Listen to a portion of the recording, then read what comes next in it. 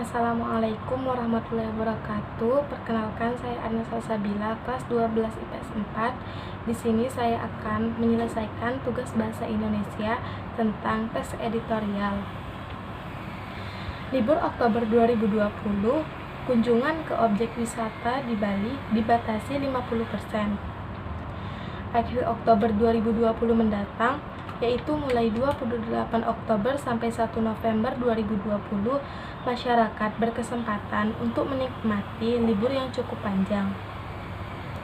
Pada 28 dan 30 Oktober 2020, pemerintah memberikan cuti bersama Maulid Nabi Muhammad SAW yang jatuh pada tanggal 29 Oktober 2020. Berkaitan dengan upaya pemerintah Provinsi Bali untuk menekan terjadinya peningkatan kasus penularan COVID-19, Sekretaris Daerah telah menerbitkan Surat Edaran Nomor 4253 Tahun 2020 tentang kewaspadaan kegiatan libur panjang dan cuti bersama bulan Oktober 2020 dalam rangka menekan kasus penularan COVID-19 di Provinsi Bali. Dalam surat edaran itu, pemerintah kabupaten atau kota, para pengelola, dan pemangku kepentingan di tempat-tempat wisata, serta masyarakat wajib meningkatkan kewaspadaan dalam penegakan disiplin protokol kesehatan, termasuk membatasi jumlah kunjungan wisatawan sampai dengan 50% dari kapasitas.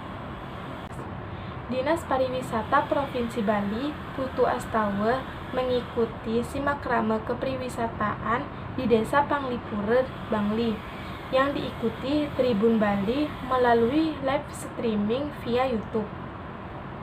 Ia mengungkapkan pembatasan wisatawan sesuai dengan instruksi dari pemerintahan pusat. Berdasarkan penelusuran yang dilakukan oleh Tribun Bali, dalam poin ke-7 surat edaran tersebut, pemerintah daerah diminta untuk mengidentifikasikan tempat wisata yang menjadi sasaran liburan agar memiliki protokol kesehatan yang baik, memastikan tidak ada kerumunan yang menyebabkan tidak bisa jaga jarak, membatasi jumlah wisatawan sampai dengan 50%. Tak hanya itu, Pemda juga diminta untuk mencegah terjadinya pesta dengan kerumunan terbuka atau tertutup yang membuat tidak bisa jaga jarak, termasuk penggunaan pengeras suara yang menyebabkan orang berkumpul secara masif. Astawa menuturkan, berdasarkan pengalaman, setiap ada libur panjang, selalu terjadi pergerakan orang cukup banyak, terutama ke objek wisata. Oleh karena itu, pergerakan masyarakat ke tempat wisata di akhir Oktober 2020 agar diatur sehingga tidak menimbulkan kerumunan. Katakanlah di tiket masuk itu sudah diatur agar bergerombang. Hal-hal itulah yang dimaksudkan, jelasnya. Ia berharap pelaksanaan protokol kesehatan ini hendaknya bisa dipahami dan dilaksanakan secara tertib.